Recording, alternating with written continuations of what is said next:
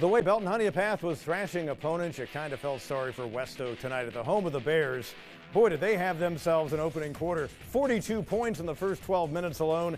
MJ Earl and BHP looking to remain unbeaten and defending champs of Region 1-3A, trying to get to 1-0. There's Noah Thomas hooking up with Earl.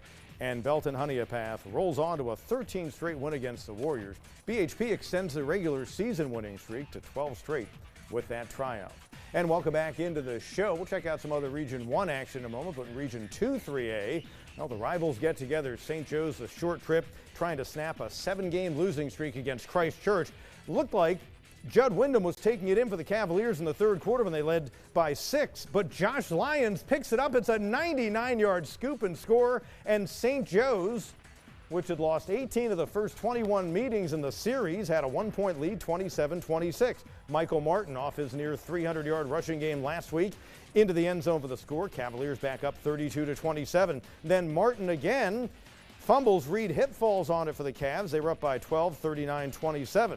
Ensuing kickoff, Paul Norman, one of only half a dozen seniors on the Knights roster, really wanting to get a regular season win in his final campaign as a Knight against the arch rivals. Going to take it all the way back, makes it a 5-point game, but that's as close as St. Joe's gets. That final score holds up. Cavaliers hold off their rival by 5. We got down early, kickoff return, pick 6. But I think it speaks to the character of our team to just keep fighting, persevere. I'm proud of our guys for fighting. Heck of a team, man. Heck of an effort by those guys over there. Yeah, Christ Church is really good, but what a great effort by Eric Nash and St. Joe's. So the Cavaliers start 1-0, and the Knights fall to 0-1, and Christ Church has now won 5 straight on the season. Powdersville is the reigning Region 2-3A champ. They ran out on the field at Southside Christian. This was a defensive struggle for the most part. Kagan Reed has it picked. Nigel Rock jumping up for the Sabres with an opening quarter interception. Then in the third quarter in a 10-0 game, Max Bright is sacked by Jaden McGreer. On the very next snap, Bright, just a freshman, screenplay, and Zach Taylor, call him Mr. President. A pick 6 for the big fella. He outran everybody. Time him in the 40 while you're at it. Taylor and the Powdersville Patriots cruise on to the shutout win, 24-0. They improved to 4-2 overall. They've won 7 straight against SCS. Elsewhere in Region 2-3A, Palmetto looking for its first win of the year. Carolina Trojans trying to get to 3-3, trying to get 3 wins in a year for the first time since 2013. Grant Kleber and the Mustangs on the road get the early advantage and never look back. Jaden Jenkins later going to punch it in for a 14-0 advantage, and Palmetto with a shutout, 28-zip for their first win of the year, and they open up region play with a victory. Region 3-3A, Aiden Gibson a question mark to find running back for Woodruff going into their battle against one of their Spartanburg County rivals. Broome, Curtis Bell going to get a touchdown for the Wolverines. That came early in the third quarter, and then Jalen Lyles will punch it in. Woodruff pulls away.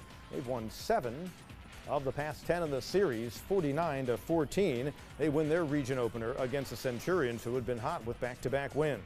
Mountain View Prep coming off an open date, back in action, playing at North Greenville against Union County. And the touchdown by Mac Anderson setting the tone. Rayshawn Mills with an answer for the Jackets. This is going to be a coast-to-coaster. Picks it up on the 2-yard line or so. We'll call it a 98-yard run back. Not enough, though, as MVP cruising on to the win. They stay unbeaten.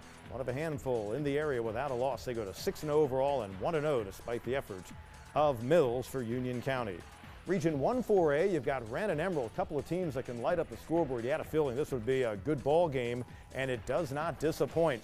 Vikings making their trip up from the Lakelands. Early second quarter, Bo Height, Colson Marino, 25-yard gain. Marquise Anderson in for the score. Emerald had a 17-7 lead, but Muntu Brown coming back 22 yards. That set up a field goal, and Wren pulls it out 45-44 in a true shootout. They improved to 4-2. Emerald falls to 3-3.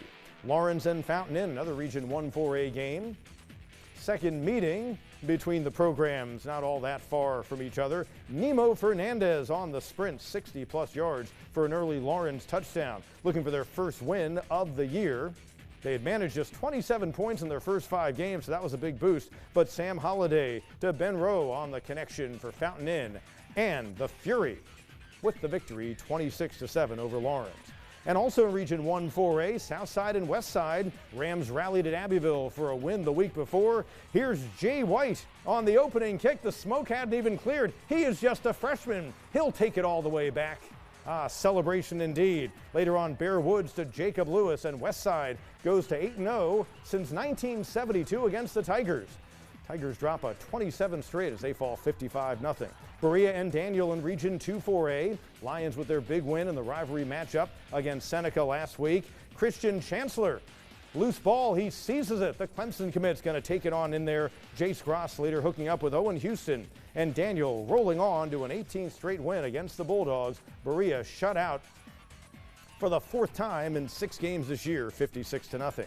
Greer trying to continue dominance since the late 60s against Pickens and win a 3rd straight game after starting 0-4. There's Calvin McCoy trying to get himself to the end zone in the 2nd quarter, and he does to make it 40-7 Jackets against the Flame.